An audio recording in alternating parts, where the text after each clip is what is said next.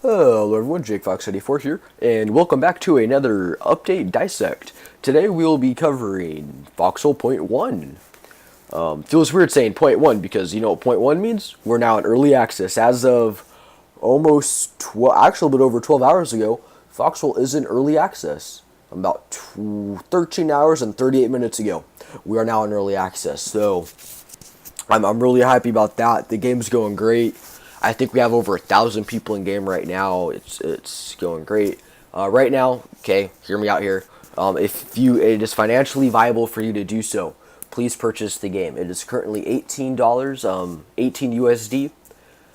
So please go ahead, do that, support the game, and that sale will last for approximately 1 week, and then it will bump up to 20 USD. The game's going great though. We're seeing a lot of activity. Discord's going strong. Everyone's keeping it respectful and all that good stuff. I don't know why it's. Oh, I know why. Never mind. Sorry, Discord was letting me know I had a message. So without further ado, let's kind of get into the patch notes. Now there is not very many patch notes to cover today. Hopefully, we'll see some more for like the devlog and stuff. So I have a little bit more content to get into. So, new content. We have obviously what everyone cares about, tanks. We have the Divot Mark III, which is the Warden tank, which is the one in the back on the right side of your screen, and then the Hatchet H5, which is the Colonial tank, which is on the left side of your screen, the one in the front. Now, the Warden tank I still think looks ugly. I'm sorry, that's just the turn off for me. That little mailbox looking thing right there. It's you made a very gorgeous tank. And I'm kind of griping here for they flipped it. The slope armor traditionally wouldn't be in the back; it would have been in the front. Kind of is it physics? I guess it's physics 101. Slant going against something straight, easier to reflect, but straight, it's going to penetrate so much easier. So I don't know what the devs were thinking there, but I'm not a developer, so that's just my 2 cents. So what this kind of means for you as a player, it means that if you hear a tank and you ain't got nothing to counter it, well, you might want to run the other direction.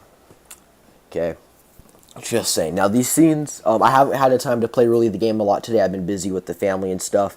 I got about 20 minutes in the game today, and I got a short little clip, and then the server connection timed down. Like, well, I'm not going to sit through queue again, so I kind of cut that video short.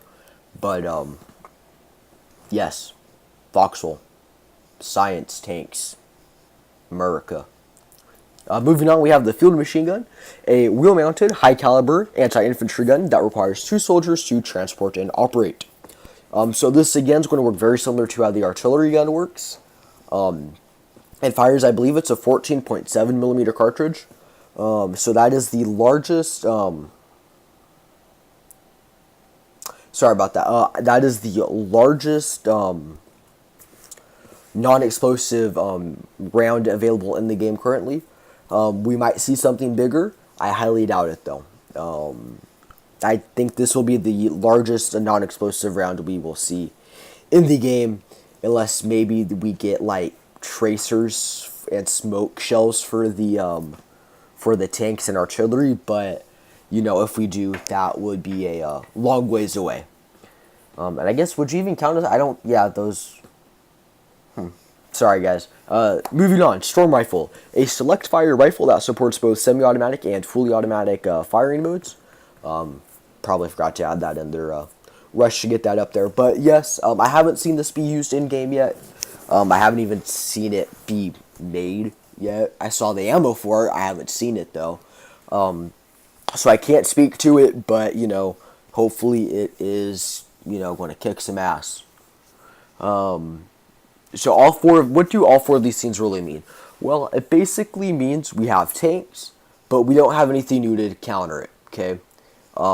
So maybe we might see an anti-tank gun be introduced in future updates. I would really like to see that, because right now our only counters to it are the HE grenades, the RPG, and then field artillery, and howitzer. Now, the reason why I really don't say mortar, and I'm really reluctant to say field artillery and the howitzer, and really even the mortar, really, is because this is a moving target. By the time your rounds are sent, there's a high probability that the tank has already moved.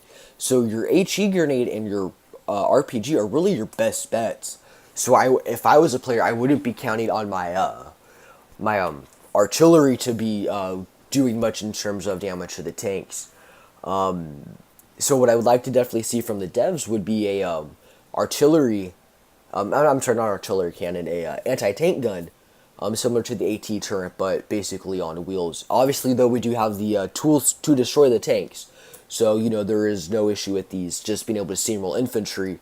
It's just making these tools more widely available. Now for the field machine gun, this is an anti-infantry gun. So you might be thinking, you've seen it in the video games where, such as the one that comes to mind for me is Army of Two, 40th Day, I believe. Where you just have where any World War II movie for that matter, you just have a machine gun emplacement that you just can't break. Well, we have the effective tools to do that. We have grenades, mortar, artillery, all that, and they're not really widely available. But with the huge increase in scrap and tech parts being dropped, those tools will widely be seen way more throughout the game. So don't worry about a field machine gun rolling up and you not being able to get a round off or anything and the ability to destroy it. Those tools are there for you to destroy it. Now the storm rifle. Now I haven't. This is the one I've heard the least amount. I've heard the least amount of feedback from the community. But so I can't really even speak to it.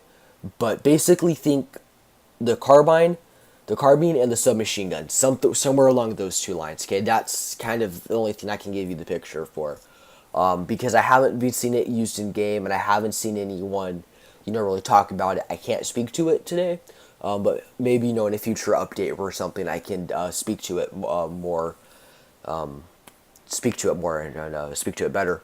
Moving on to gameplay features and changes. The field artillery and howitzer now only have one inventory slot. I believe this is down from 6 and 3 respectively. I know the field artillery had 6 or 3. I can't remember. But I want to say it was either 3 or 6 shells respectively. But now their respective ammo types can be stacked. So that's basically you don't have 6 more inventory slots, but it can now be stacked, so that balances out. Now, because I haven't used field artillery, I'm not sure if you can stack more than 6 in there.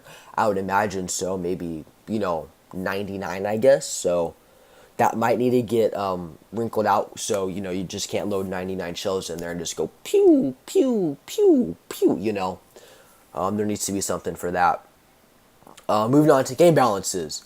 Only really 3 here. The technology levels have been increased by 1 for field artillery and half-track to account for the new level used for the field machine gun. Now, when I first was going through this, I was like, well, great. The devs are already complaining that the field artillery isn't already being used, pushing it back a level. You're definitely not going to see it anymore. Well, you guys have to remember, if you're just looking at this, we've seen in total in 2 updates a 325% increase in technology parts. So that means, say, if we were seeing one scrap, 1 tech part per 100 scrap, we are now seeing 3.25. That's pretty sizable. Okay, 300%, something like that. We're seeing about 3 to 4 scrap technology parts per 100 scrap. Okay, so I don't think that we will. I think we will still see the increased use of field artillery and the half track. Moving on to salve amount per node decreased from 100 to 50. I'm going to operate off the assumption they meant scrap and not salve or salvage, something like that. I'm going to assume they are talking about scrap. So I know you're looking, they decreased it by 50%. Well, you have to remember, just 2 patches ago, we were at 14. So overall, we have a 36 increase per node. So definitely, I think that's fine. That's just the devs trying to figure out the right balance. No complaint for me there. Nothing to worry about as a player. And then the technology part, yield rate increased by 25%. Now, personally, I think the tech parts actually should be decreased. I'm thinking 200%. So drop it 125 in total. The only reason why I'm saying that is the game still, I believe, still needs to have a natural progression, and I think that's something that we've lost a little because the game's been increased, the pace has been increased so much. I think we might have increased it a little too much, and you're losing some of that grind that came with the game. Now, granted, for Logi players, I'm sure Logi's like, yes, they're finally listening to us, with the last update, and with this update, we're kind of getting some attention. So, now maybe these changes might all be temporary. I hope until we get the Harvester.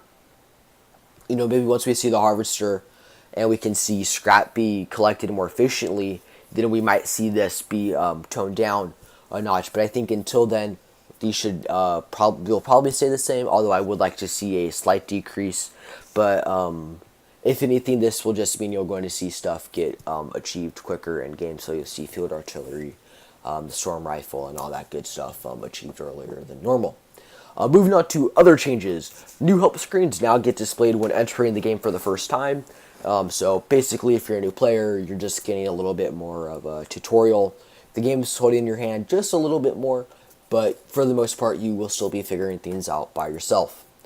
And then offensive language is now filtered for profile text, or out of profile text, I should say. Kind of sad that they had to do that. I was kind of hoping people would just, have the common decency to not be using profanity and blasphemy and all that good stuff. But hey, I guess they got to do it because, one guy's got to ruin it for the rest of us, and, we put up with it. But hey, again, nothing that's going to affect you as a player if you are a, person with common sense and common decency. Moving on to major bug fixes. All throwable items such as grenades can no longer be thrown through walls when sitting right next to them. Special effects is now played when locking and unlocking a new vehicle, and the server no longer crashes occasionally when loading a new map. Nothing big here. The biggest one, obviously, the all throwable items one, the first one, will have a slight change in the game where you can't, run up to the wall, pop a smoke grenade, pop, your HE to get that foxhole right there that's covering that wall. So you might see a slight change in tactics, but for the most part, the community does not use glitches and hacks, that we find in the game because the devs will ban you. I think it was 2 or 3 months back, a French clan decided to get a little cheeky and use an exploit they found, and they got disbanded or banned from the game. So, guys, please don't, if you find a glitch, please report it to the developers and please do not exploit it. It's just the right thing to do as a human being. Just, be a nice guy and don't exploit it. Let the devs know, be a good guy. And then there's only one comment. So, PogChamp, love you emoji, love you emoji, love you emoji. So, kind of without that, that kind of makes everything. This was a shorter than normal update video, but that is because the devs are obviously preoccupied with the the launch into early access and stuff. So, yep. Now, kind of just a quick little update. This video should be shortly followed by a little vlog, if you will. I gotta record some gameplay and go over that, and I'll just talk over that. So there will be a little update on kind of Foxhole clans and whatnot, but other than that, nothing to worry about. So without further ado, I've been JakeFox84, and thank you for watching, guys. Have a great day, and I hope you enjoyed the Foxhole being launched into early access. And please feel free to join, the Foxhole official Discord, and ask any of us for help. We are here to, community helpers, myself, any clansmen, anything.